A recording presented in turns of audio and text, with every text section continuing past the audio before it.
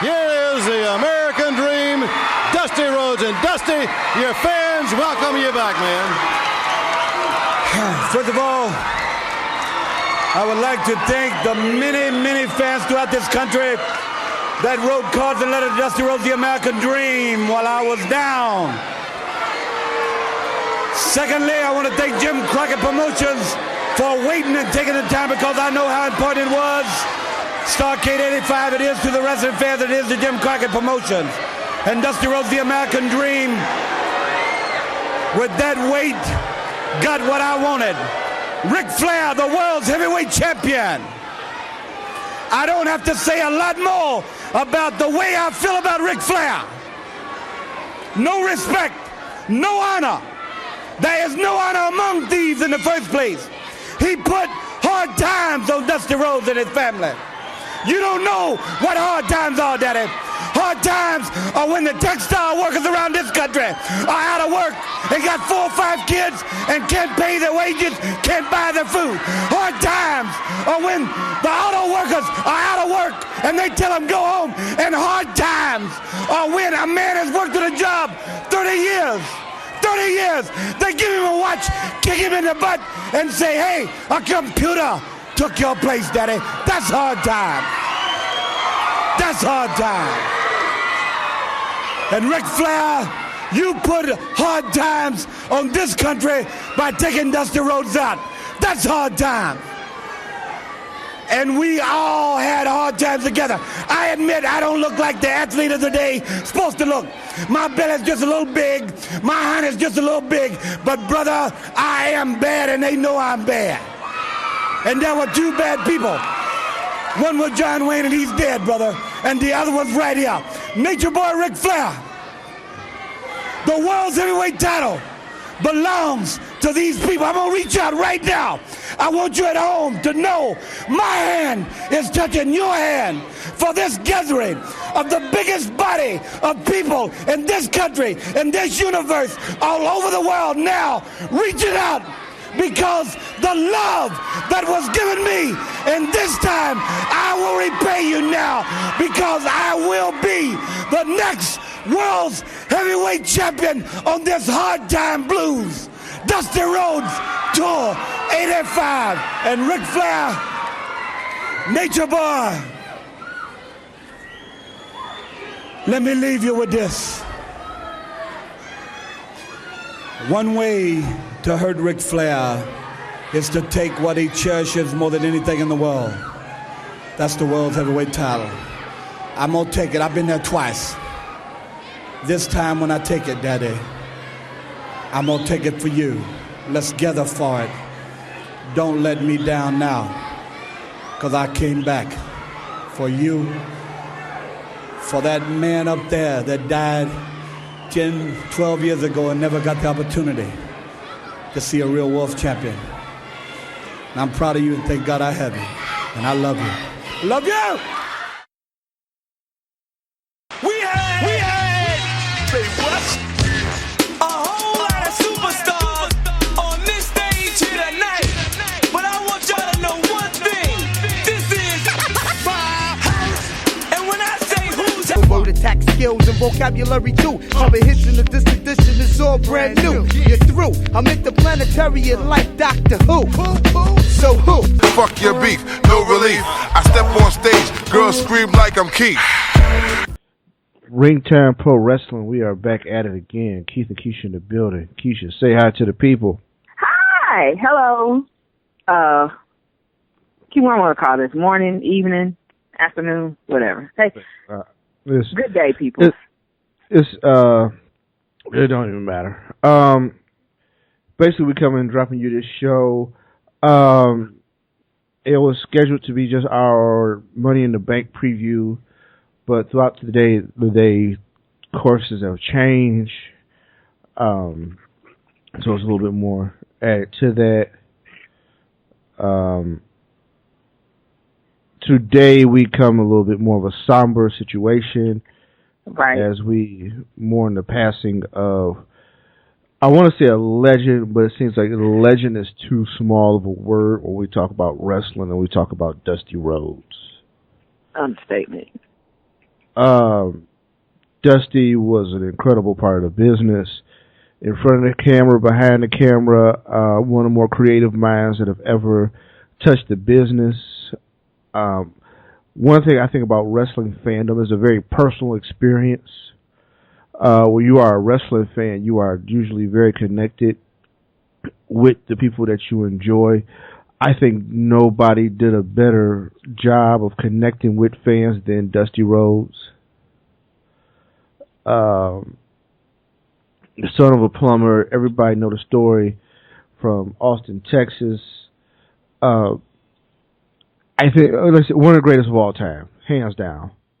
Right. Can't be disputed. And I mean, he went on. He was a lifetime in the business. He didn't share just his life with us. He shared his family with us, his 2 sons with us, who are both in the business now. So, yeah, Dusty will be missed. And, it's an incredible career that spans well over 40 years in the business. Right. From him breaking in with Dick Murdoch and the Texas Outlaws, from his incredible run down in Florida, him booking the territory in the NWA. I mean, he's the creator of Starrcade, which is the forerunner of WrestleMania. Right. I mean, the mind of Dusty Rhodes has brought us so much. Flair for the gold. The guy's done it all. Chief principal rival of Ric Flair in the 1980s. There's nothing more I can really say about it. Keish, where were you at when you heard the news, and how did it hit you? I was actually here at home.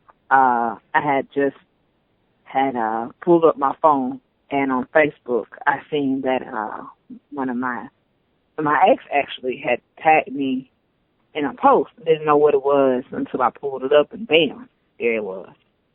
In my face. It was official. I think it came from the website. It was official. It was shocking. I was like, damn. Like, really? You know, I just couldn't believe it. That's all that was. Because of course, it's unexpected. You know, you never know when it's going to happen. You never know how it's going to. It was just out of nowhere. Like, I don't even think I read that particular article about it. I just couldn't. I had to take it in. You know, it took me a minute to actually fathom that this actually happened. So that's where I was at with it. Yeah, it was a lot for me. Hit me. I was kind of at work. Got the news. It was one of the first things I got when I tuned into social media, because I really don't tune in a lot during the day. And my midday check-in to see what's going on, it was like, wow. Like, that's... one thing, it was evident, you definitely understand Dusty was a pop culture icon. This story was covered by a lot of outlets. New York Daily News, Fox News. There were too many websites to name. Any and everybody was covering this. It was a huge deal. In not just the business, but in America. Right. I think if you are over the age of 25, Dusty participated in your childhood at some point. Even if you're younger, just because his impact and the things that he's done with the business, he's still up to date. Dad, he was working in the business. He was working down in Florida at NXT. He teaches the acting / classes and the promo classes to kind of help the people along down there, develop their personality. Because, there was probably no greater promo than Dusty Rhodes. You know what I mean? Of course. Like, you could debate, but he has to be in the conversation, right? Like, you could have your favorite, and you could tell me maybe he's not the greatest, but it's one of those, like, he's in that debate. Like, you can't have that conversation about greatest promos and greatest talkers without bringing in Dusty Rhodes. Right. throughout this show, you'll hear from Dusty. You'll hear some of our favorite promos from Dusty. And we will celebrate an incredible life that was an incredible part of the business and an incredible part of who we are. Because you couldn't help but learn from the American Dream, right? No. I mean, definitely. I mean, his language permeates throughout the business. I mean, people still call a finish a Dusty finish. You know what I mean? When it ends a certain way, people look around and they say the elbow and how to deliver the elbow is a Dusty thing, right? Right. Hey, so in honor of Dusty Rhodes, we're gonna take this to the pay window and have a good show. So, Cuse, we are preparing for Money in the Bank. Our second pay-per-view in about 2 weeks. This one is given out for free on the WWE Network if you are a new subscriber this month.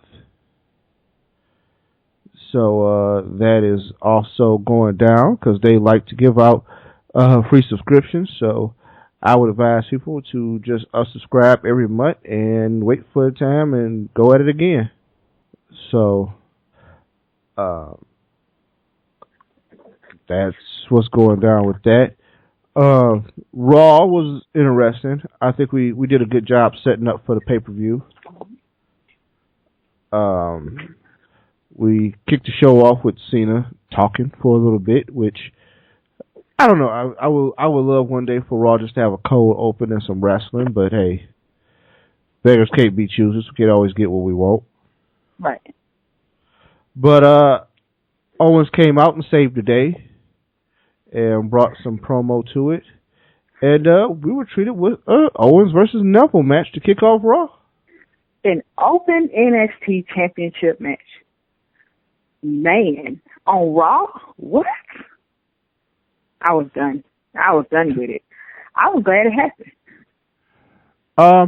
I think it was a good match. Also, I like the brand awareness it did for NXT. NXT getting a lot more brand exposure and getting a big push on Raw can only be helpful for the brand. Exactly. And I mean, you saw two of his best go at it. Well, Neville now is a Raw guy. He's no longer an NXT guy. And hey, I thought it was a good match. I thought Owens still came out in a good light, and he's ready to fight, man. If theoretically, I'm not wrong. He hasn't lost. Yeah. Kevin Owens is undefeated since he's been in WWE. Exactly. WWF. So he's still rocking and rolling. And I mean that's hot as anything that we got going on right now.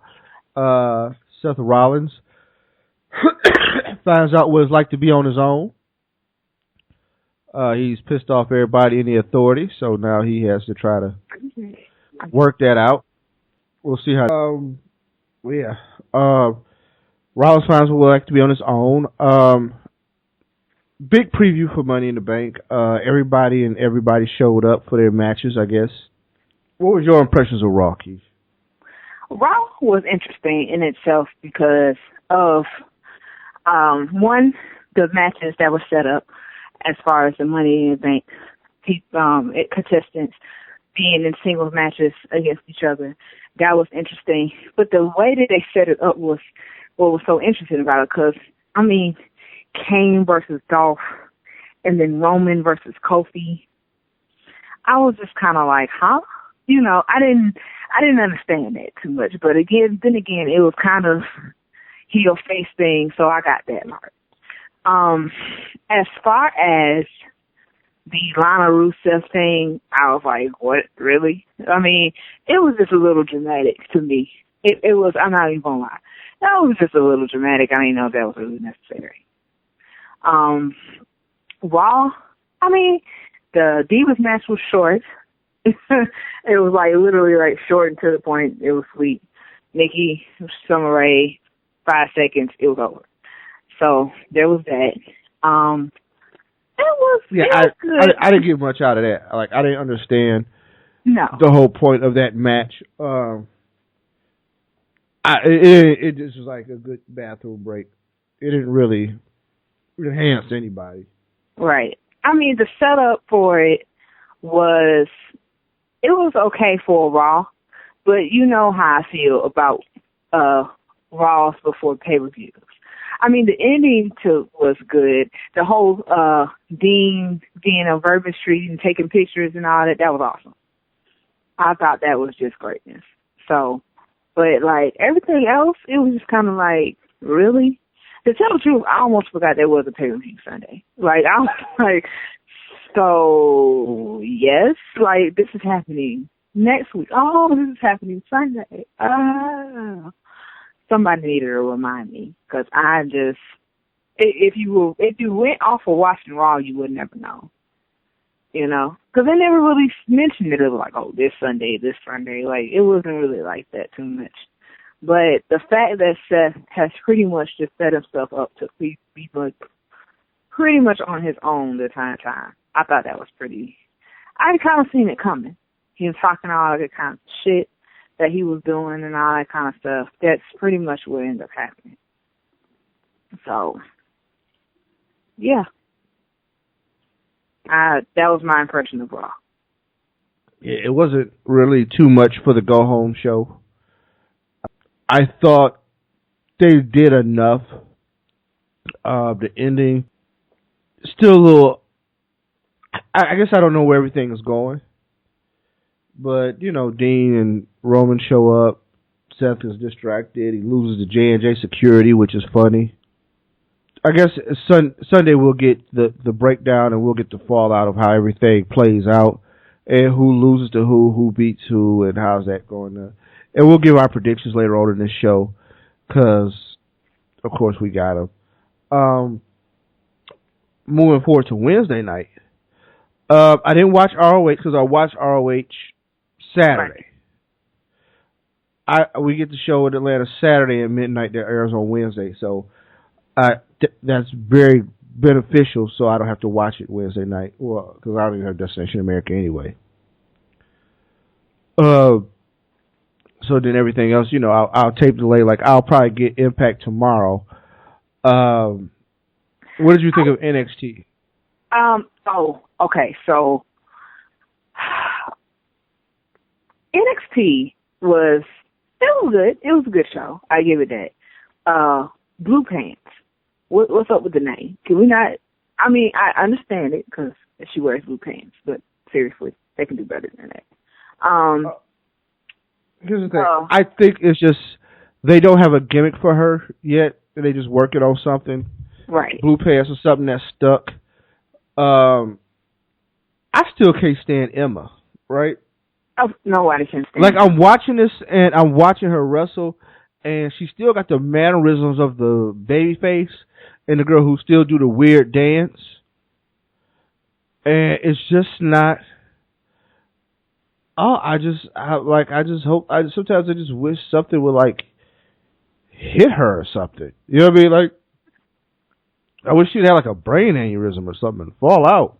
Like, it's just so bad watching her. No, but, I mean, she is horrible, though. Like, I don't think that because it was funny how they were like, yeah, the new Emma. I'm like, what you mean the new Emma? She looks like the old Emma. Like, there was nothing about her that screamed, this is brand new. Like, wow, like, bam, nothing. So I'm sitting here confused, like, what are you talking about?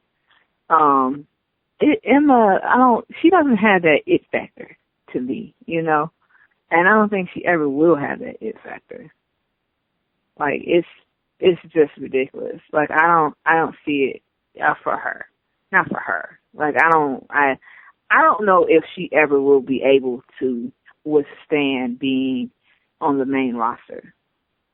Like, I seriously don't. Like, considering putting her next to people like Paige and the Bellas and Tamina and Naomi and, you know, people like that. Like, I don't know if she really will have a place. Because she really doesn't have too much of a gimmick, you know? So, right. I don't know. Zack Ryder opened up the show. I was like, oh, wow, Zack gonna take an ass whooping on NXT. But he was tagging with Mojo, of all people. So Mojo Rawley is back. And they actually won their match. Right. I was like, ooh, 49ers, they lead. Yeah. They ain't never going nowhere. Exactly. Exactly. So was Tyler Breeze a face now? I'm trying to figure that out, too. Because when after seeing him, I was like, wait. What? I was confused. Because I'm sorry, but now I really need there to be a solid face and heel turn. Like, can you not just show up one day and be a face?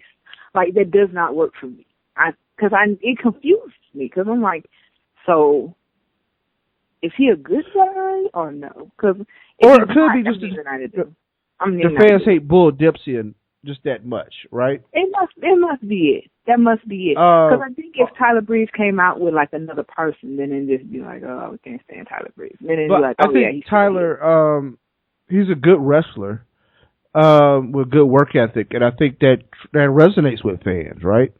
Right. Also, he was on the E60 documentary, so it's kind of like, hey, it's hard not to root for him, right? It's like, wow, this guy he's making his dream happen. So, I don't know. That was there. Now, I knew this was going down July the 4th, but I didn't know it was going to air on the WWE Network. So, Finn Balor is going to take on Kevin Owens. They didn't announce, they just said Finn Balor was going to be wrestling in Japan on July the 4th. Right. When you watch NXT. But he's going to wrestle Kevin Owens, I think, for the NXT title. Yeah.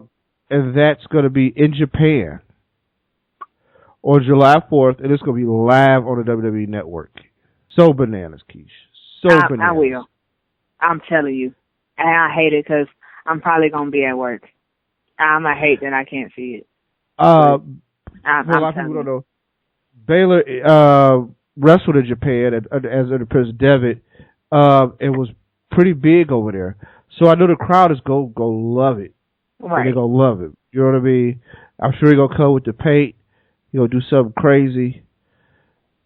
Kind of hate that he's in WWE because that's such a big company. And I don't know if they're going to pay the rights fees to do some of the stuff he did. But if you look at some of the comic book characters he did, Google Devitt Joker. Right. Oh, man. Oh, so cool. Oh, Jesus. Greatness. Oh, my God. Like, if so cool. Just see it. They have to. They have to. I'm telling you, folks, greatness. It puts everything else to shame. Like, just everything. Big, man. He's going to be in Japan. So, obviously the biggest NXT debut ever, and the most hyped NXT debut ever. They didn't give him a big-time opponent because I guess they wanted to make sure he crushed him and won, but Samoa Joe made his debut Wednesday night. And that was the thing. WWE really invested in advertising that Samoa Joe was going to debut Wednesday night. Exactly. Like, I thought they were really dedicated to the idea that they have Samoa Joe. And they wanted to make sure that worked. And people understood that they had Joe. And I'll work with that. Right. I mean, it's Samoa Joe. Come on, man. Well, I think that, they have to understand that there is a following. There's people who watch him. I mean, like it or not, TNA is considered a major. He's been in that major for a very long time. And prior to that, he was at ROH, where ROH was growing and building and becoming what it is now. And he had a long-standing feud with one of the most famous guys that have ever been in the business, and CM Punk. So, that's his street cred. Him and Punk are the ones who really put ROH on the map and put that culture of tape trading, you know what I mean, and brought that to the masses and create that, like they were the first buzz of that new internet era. Right? Right. So, Joe is the biggest name of that class to never take that venture to the WWE. Exactly. Nobody else went that route, like, oh, I'm going to go TNA. Nigel McGuinness tried to come to the WWE, but he failed to physical. Now, they still do TNA. TNA, you have a couple of matches, and then he was done, right? But that was Nigel's story. Daniel Bryan, you know how that worked out. CM Punk, you know how that worked out. Chris Hero, he at least went to NXT as Cassius Ohno. They didn't call him up. Claudio Castagnoli, you now know Cesaro. You go down the line, right? But almost everybody who's had the buzz came to WWE at some point, right? Right. This will probably be first and last of its, what you see that'll be different than that, right? But Joe held his own. I didn't like his music, but I could deal with that.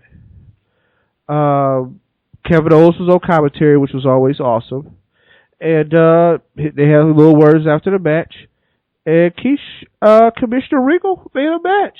Yeah, exactly.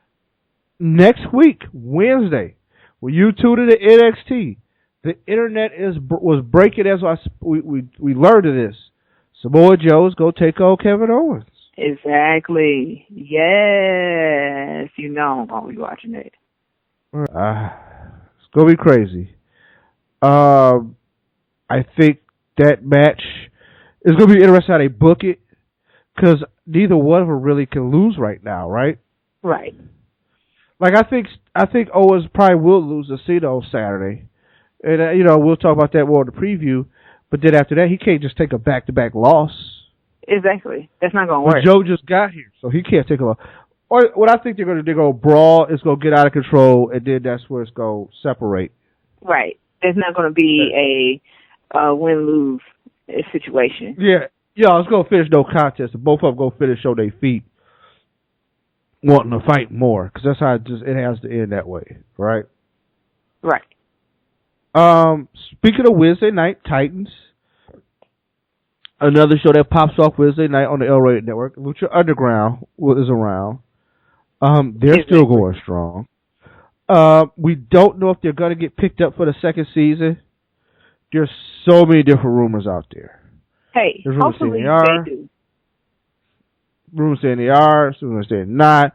Rumors saying they're hemorrhaging money under the current setup the way they have them. Very possible, because they have incredible production values, right? Like, their production value far exceeds even what TNA has done on Destination or whatever, right?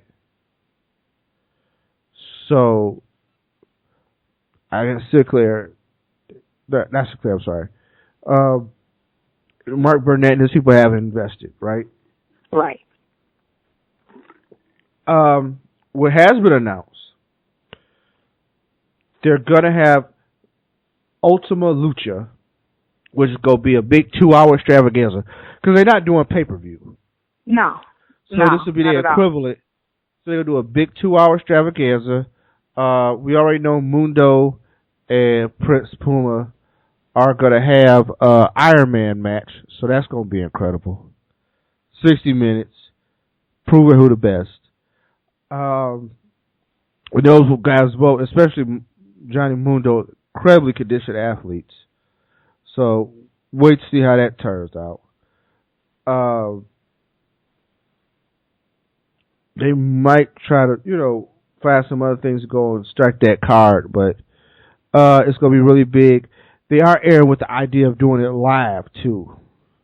So, I know a lot of people would like to see things, secondhand, but to have it not be able to see it live would be incredible for some people. Right. It would be incredible for some people. I mean, a lot of people would actually be willing to pay for it. take off, do whatever they got to do to see it. So it'd be a definite change for a lot of people. They would love it. Yeah, so, I mean, definitely Lucha Underground, they got a lot going on, but this is definitely some very, very good news. And hopefully it's the event that pushes them over the edge. And it's officially announced they will have that second season. Hopefully we will get that. And because I like the idea of more places for the boys to work that's available. I like, if, there's more places to do what they got to do, can't lose, right? Exactly. All right. With that, in case we're going to hit this break, we're going to come back, go through our usual, hit up the birthdays, hit up the news, and it's Money in the Bank. This is becoming a very, very storied event. This is where, legends are made, champions are made, and we'll tell you what to look forward to when somebody cashes in and how it works out and what goes on with that. But with that, yeah. To the break. To the break. Ladies and gentlemen, the world television champion, the American Dream, Dusty Rhodes. Dusty, welcome. But what about Jimmy Vane? What? He tried it. They almost got him again. This has got to stop somewhere. Let me tell you something, David Crockett. This is going to cease to exist. It's going to stop now. I don't play no game. And I don't take no prisoners. Valencourt is going to have a lot of help. And tell the black that you come out here and you talk about Baby Don Paul driving that boy, putting that boy out of wrestling, talking about boy this and boy that. Well, David, you know my youngest, Till Margaret, is 2.5 years old. And I tell her a story about the cold-blooded sausage maker that's walking through the woods. And these little pigs run around. And he grabs the little pigs and he making cold-blooded sausage out of them. But always in that story, when she's scared and her eyes are big as silver dollars, the American Dream comes and saves the little piggies. But in this case, I am the cold-blooded sausage maker. Tully Blanchard. And you the little piggies. And you running around with one big pig. That's right. Now I hope my mama don't call David and get on for me talking this way. But she ain't no lady. She ain't no 10. She's nothing more than something off the, I ain't even gonna talk about it. And you talking about now, you gotta deal with a dealer. That's fine. Because that's risky business. I am risky business. I am the cold-blooded sausage maker.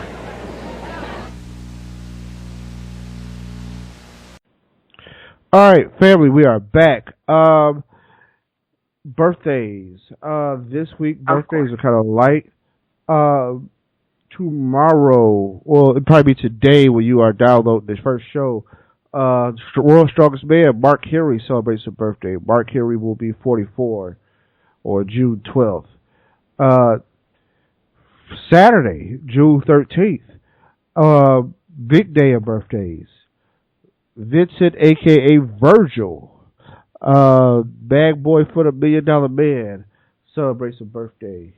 He would have turned 53. Headbanger Thrash celebrates a birthday.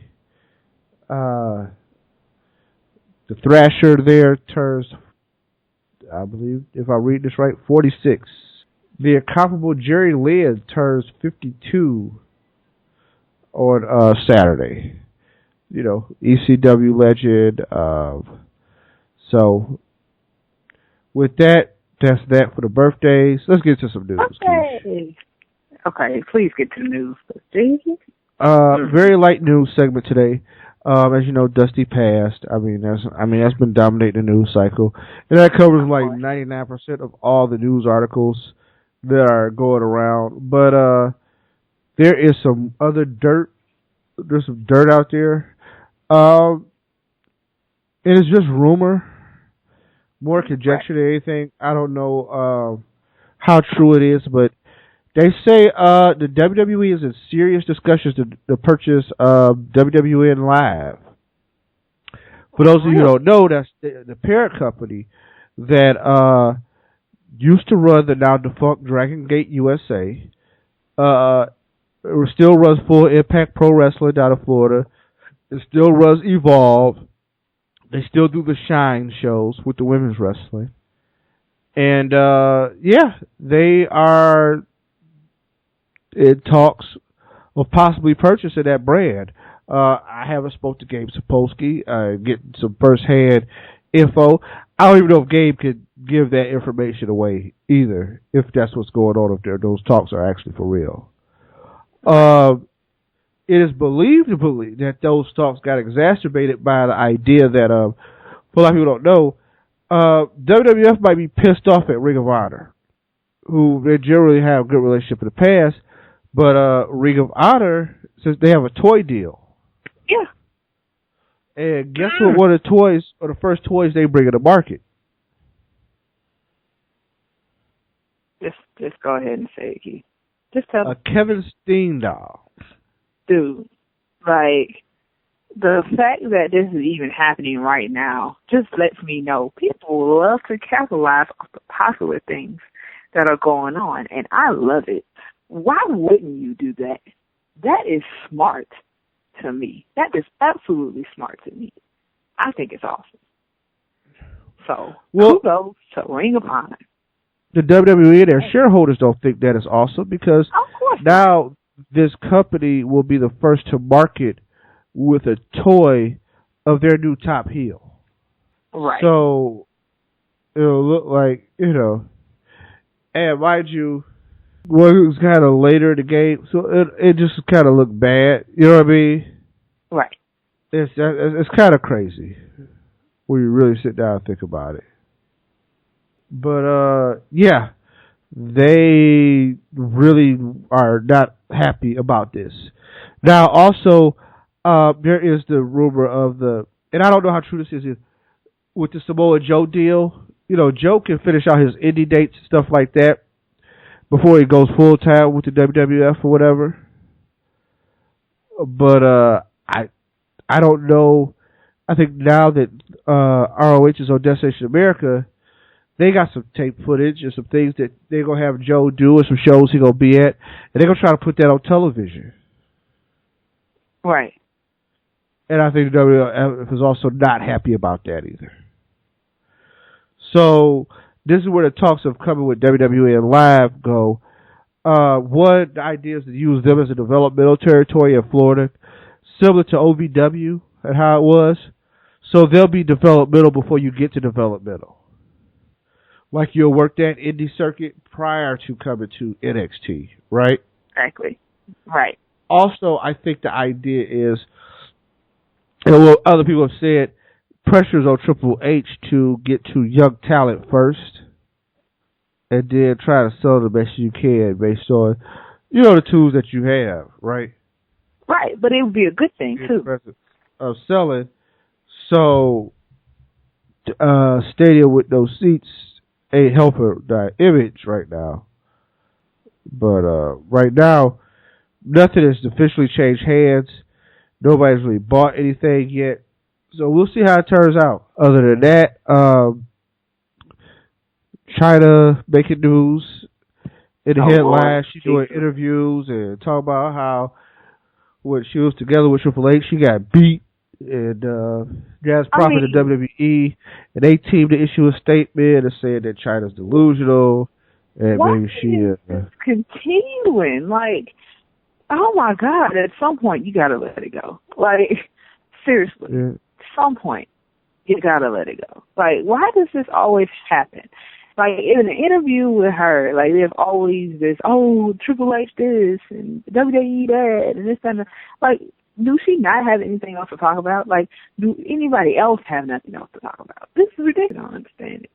I guess I'm just a little tired of it. It's like, come on, bro. I have to have something else to talk about. No. Not really. Nope. But, that is just awful. So, other than that, like, there's not really a lot of news going on.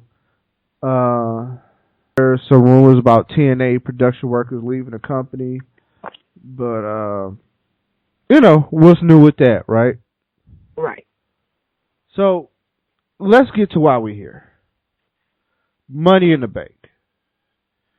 Big pay-per-view here. History of Money in the Bank. Money in the Bank started out at WrestleMania.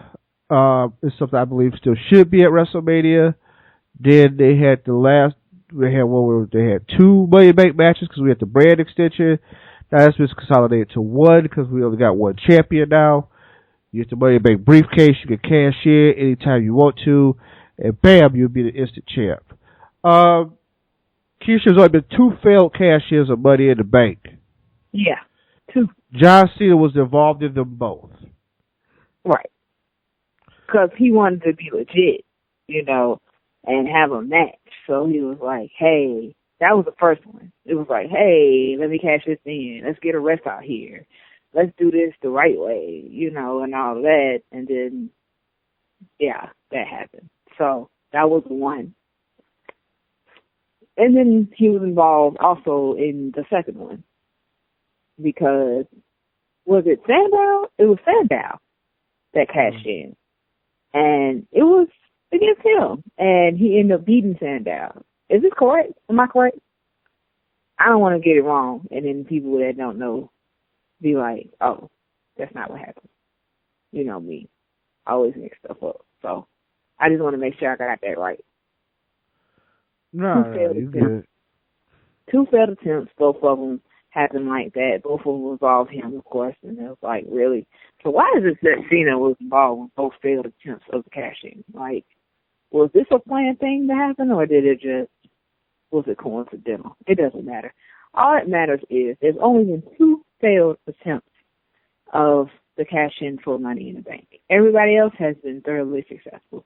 The last one, of course, being Seth Rollins at WrestleMania, which was, I can honestly say, an incredible cash-in. That was awesome. So, I mean, a lot of people might disagree, but I'm telling you, I was too excited about that. Changing into a triple threat match and then not even pinning the champion. You pinned Roman of all. It was greatness. I loved it. A lot of people really couldn't stand it, but I was all up for that. So this year, got a few young men who are deserving for a spot, and we'll see how it all works out. We'll go down the card, and we're going to try to see what we come up with as we book Money in the Bank, Keish.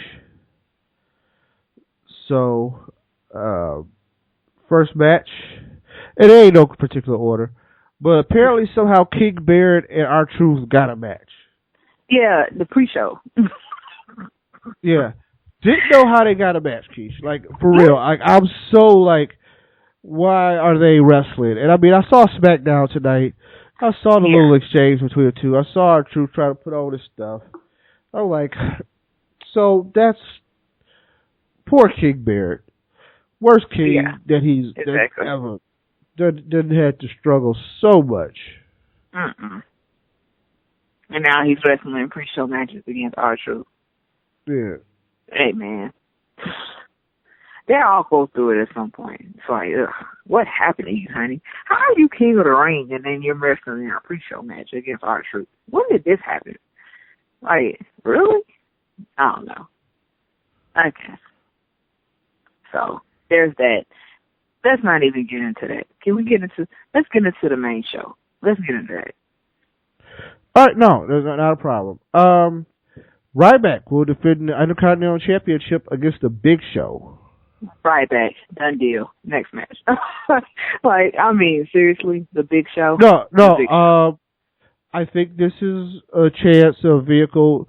I think what happens if Ryback beats Big Show, it could be a notch on his resume to kind of push him further along. Because I think they've kind of they've still made it. They don't know what to do, especially with mid-card talent, right? Right.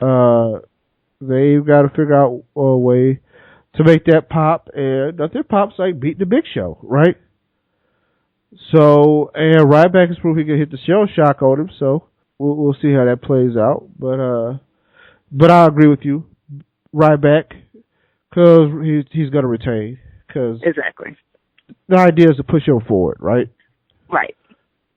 So that's going to happen. Nikki Bella defends her title against Paige. I don't know. Do I smell shenanigans? I smell shenanigans. Because now you got Nikki and Bree doing the whole twin magic thing all over again. So, yeah. Smell some shenanigans going on with this one. Nikki has been champion for it hasn't been 200 days yet. I think she retains. I don't know. For some reason, there's going to be some way she's going to keep that title. I don't know if it's going to be a clean win or they're going to pull twin magic again, but yeah.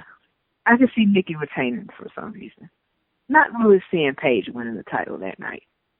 Yeah, I don't know why I don't see. Every time Nikki has a match, I have a hard time seeing her dropping a belt. And she's had such a good run, it's kind of like, I don't think she drops the belt again this one either. Right.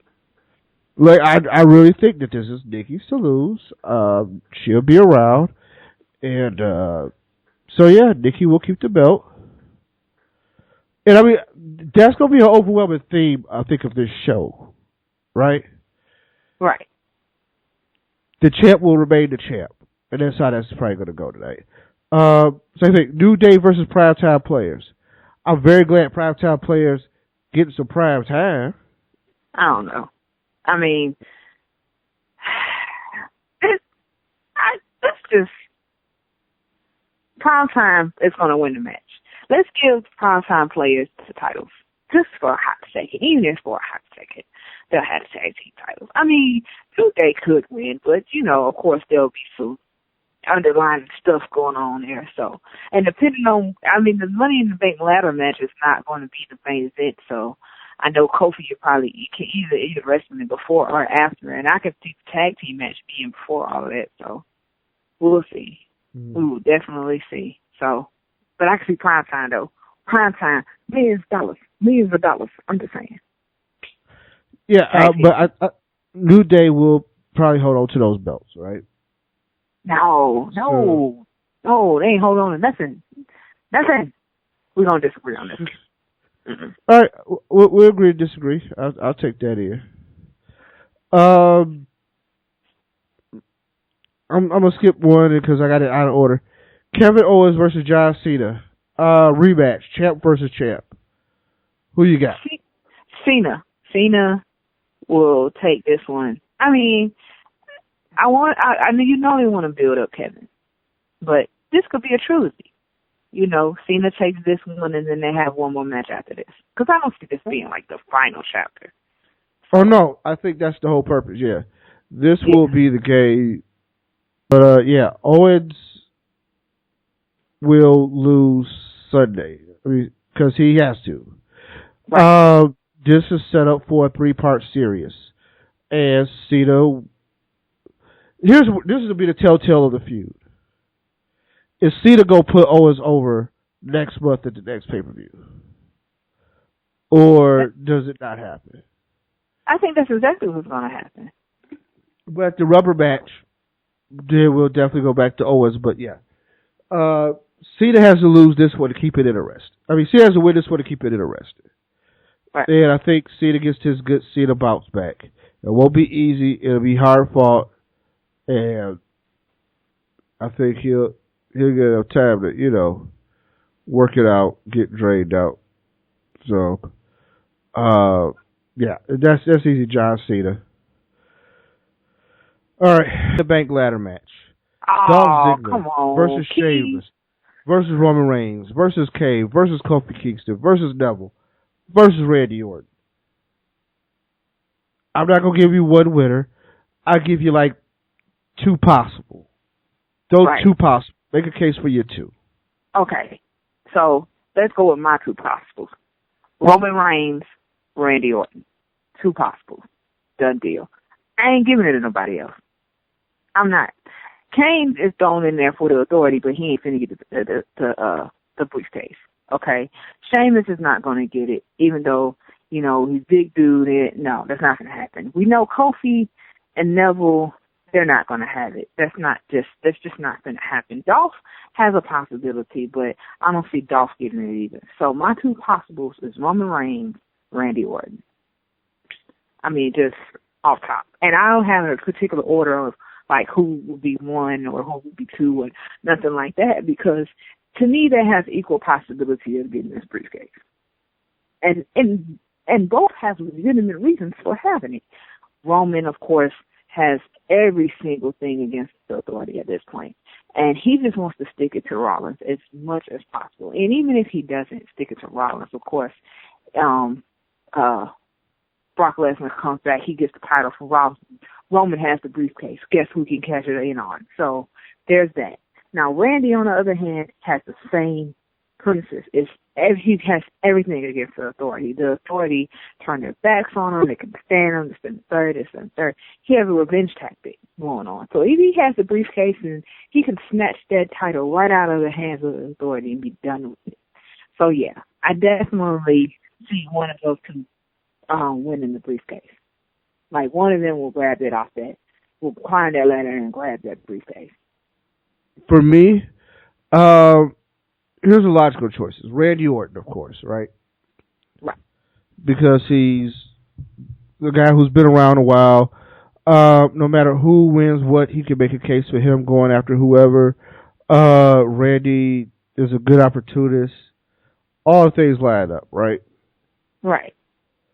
A lot of the weaknesses listed are some that already exist within the game that we have, that we need to fix. So, that's that. But yeah, I'm going to say Randy Orton and Roman Reigns. I think those are your two big options. Kane is an outside sleeper. And I'm going to tell you why Kane is an outside sleeper. Because he's had so much cross with the authority, it'd be hard to get, right? Right. Well, definitely. Everybody else is just not a possibility to me. Like, once you get past Kane, then that's it. Like, it's nothing else. So it's just kind of like, all right, whatever. You know? I mean, right. I mean, I don't see nobody else with it. Like, nobody else. Sheamus, it's like Sheamus, Neville, and Kofi is just kind of like, let me tell you something. Dolph is going to have a bunch of inspirational moments, and he's going to have a point where he gets very, very close to almost gets the briefcase, but doesn't get it. Just so the crowd goes nuts on the possibility that Dolph might win that, right? Sheamus is just rough because he's a heel. Kofi and Neville are there because they're the high flyers, right? Kofi is a spot maniac, so he go fly, flip off of something and land somewhere weird and still pull it off. And that's why he's in that match. You know what I mean? But it comes down to Roman and Randy, really, right? Right. Roman has a personal issue with everybody in authority, so see how he handles that adversity versus trying to win and put himself in a spot to get to the champion. Because he may take his eye off the ball if he gets distracted, right? Right. So there's that thing. And our final match of the card, Seth Rollins, champion, will defend the title against Dean Ambrose in a ladder match. Who wins? Okay. Because Seth's going to be in by himself, so. But. This is an easy one for Seth is going to win. Somehow, he's going to pull it off. I don't know how exactly, but he's going to pull it off. Yeah, it's Seth all the way. Like I said, Seth has to keep that belt till Brock comes back at SummerSlam. Right. So yeah, it's definitely Seth all the way for this. We'll be at Raw, and it's going down. I mean, Brock will be at Raw in a couple of weeks, and it's gonna go down. But for right now, Seth has to win this match And I think he will, and I think he'll maintain, and like I said, he'll be ready for Lesnar in another month or so. That's it. I mean, what else is there to say about it? Period. We already agreed that he'll have the title until Brock gets back. So, I mean, what other outcome is there to be? Because look at what happened at the last pay-per-view. Dean won, and there was a screw job. So, of course, Seth's still champion. That's pretty much what's going to end up happening. He's just going to have that title until they're ready to take it. Until they're ready to take it from Seth, Seth's going to win. So, Seth Rollins all the way. With that, I think we're going to wrap it up. Very interesting show tonight. Very. But we got it done. And that's it. Keith, any parting shout-outs? Man, listen. All I want to say is, matter of fact, I'll give one. To our mother, whose birthday was this week. Happy birthday. She's awesome. Our mother turned 53 Happy this birthday, week, bro. and she's the greatest. I'm telling you. To all the fans listening to the show, we love you and we appreciate you. Please pass it on to others so they can hear the show as well. Final rest in peace to Dusty Rhodes. You will be dearly missed from not only the wrestling world, but friends, family, fans, and everybody else of the wrestling world. So it's definitely a great loss. But that's it for me. That's all my parting shout outs. All right. And with that, we are out. We will be back next week, and we will knock out a recap show. And peace.